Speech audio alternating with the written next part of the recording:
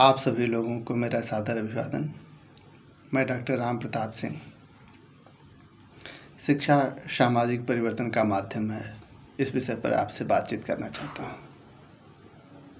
जब हम शिक्षा की बात करते हैं तो सबसे पहले यह जानना जरूरी है कि शिक्षा का अर्थ क्या है। शिक्षा शिक्ष धातु से बना है, जिसका अर्थ होता है सीखना। और जब अंग्रेजी शब्द एजुकेशन को लेते हैं तो एजुकेशन लैटिन शब्द एडुकेटम से बना है, जिसका अर्थ है अपने अंदर के अंधकार को दूर करना। किसी भी देश की शिक्षा व्यवस्था उस देश की सामाजिक आवश्यकताओं के अनुरूप निर्धारित होती है। जैसे जिस देश में राजतंत्र है, उस देश में राजा के जय की शिक्षा दी जाती है।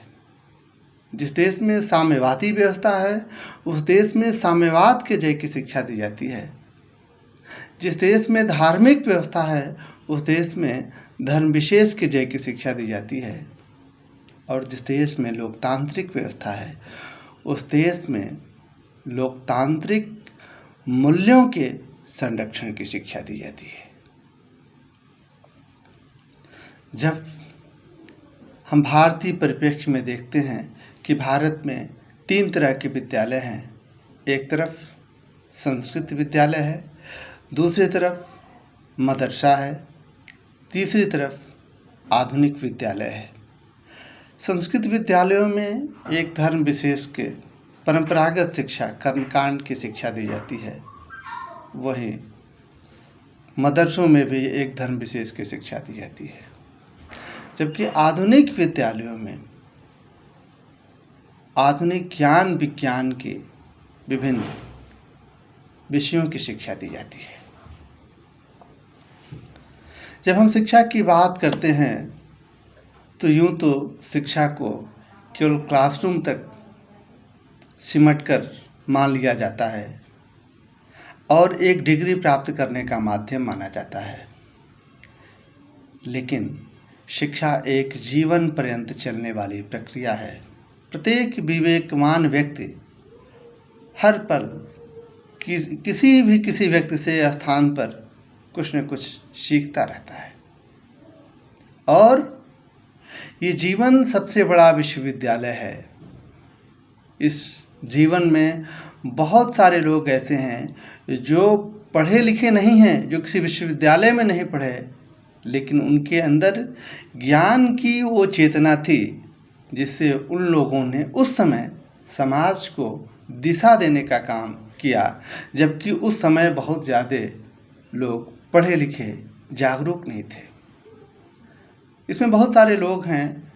कबीर, जैसा कि हम जानते हैं। अब जब हम शिक्षा की बात करते हैं तो शिक्षा के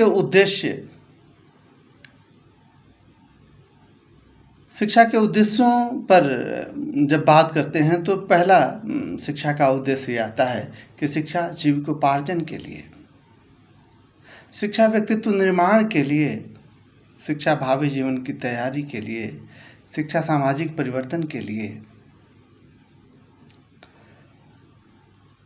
हमारे यहाँ भारतीय संस्कृति में कहा गया तमसो माँ ज्योतिर्गमय, अर्थात हम अंधकार से प्रकाश की ओर चले।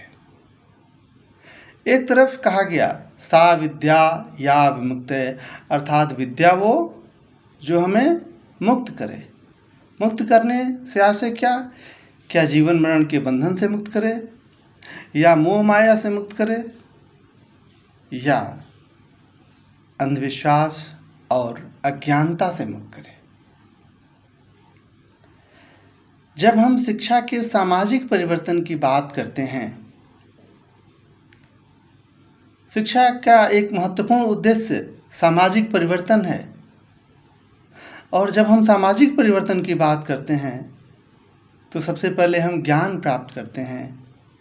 और ज्ञान प्राप्त करने के बाद जब उस पर चिंतन मनन करते हैं, वो हमारे चिंतन का केंद्र बिंदु होता है, हमारे मनन का केंद्र बिंदु होता है, जिसके कारण हम जानते हैं कि ये हमारे लिए या हमारे समाज के लिए शुभ है या अशुभ है, कल्याणकारी है या अकल्याणकारी है। अगर ये मेरे लिए, हमारे समाज के लिए शुभ है तो वो स्वागत योग्य है, और अगर हमारे जीवन, हमारे समाज के लिए कल्याणकारी नहीं है तो वह निरर्थक है। और जैसा कि आप जानते हैं, परंपरा का मतलब ये नहीं है कि ठहराव है। परंपरा का अर्थ होता है कि परंपरा वह होती है जो हमेशा गतिशील होती है।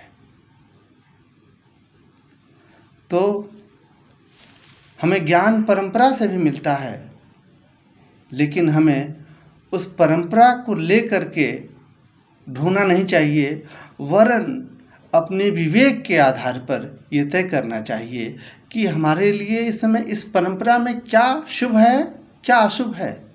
और जब मैं सामाजिक परिवर्तन की बात करता हूँ तो मुझे नोबेल पुरस्कार विजेता नेल्सन मंडेला याद आते हैं, जो कहते हैं अगर आप दुनिया को बदलना चाहते हैं तो शिक्षा ही सबसे सशक्त हथियार है। बिना शिक्षा के इस दुनिया को बेहतर बनाया ही नहीं जा सकता। और हमारे समाज में तो पुलिस भी है, पुलिस अपना काम करती है, लेकिन पुलिस के बल पर बेहतर समाज नहीं बनाया जा सकता है, बल्कि शिक्षा ही वह माध्यम है जिसके कारण एक उदार, एक जागरूक समाज बनाया जा सकता है। तो सबसे पहले जब हम नेल्सन मंडेला के इस वक्तव्य पर विचार करते हैं कि शिक्षा सामाजिक परिवर्तन का सबसे सशक्त हथियार है, तो हम अतीत के पन्नों की तरफ जब जाते हैं तो देखते हैं कि आज़ादी की लड़ाई में जिन लोगों ने इस देश में स्वतंत्रता का बिगुल बजाया और जन जागरण का कार्य किया था, वो आधुनिक शिक्षा व्यवस्था में पले बढ़े थे।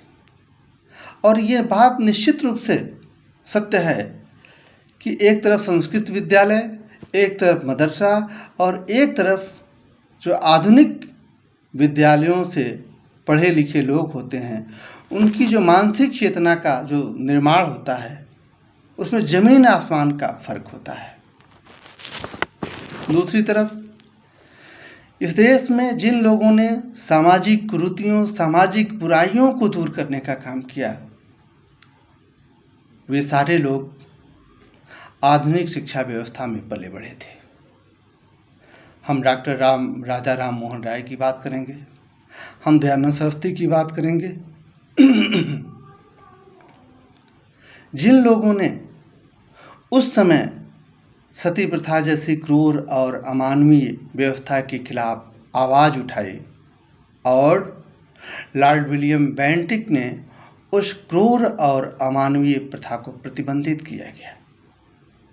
एक समय था जब अंग्रेज यहाँ सामाजिक सुधार का काम कर रहे थे, बाल विवाह, तो यहाँ के जो कट्टर धार्मिक लोग थे उनका विरोध कर रहे थे कि अंग्रेज हमारे धर्म में हस्तक्षेप कर रहे हैं। हमारे संविधान निर्माता बाबा साहब अम्बेडकर,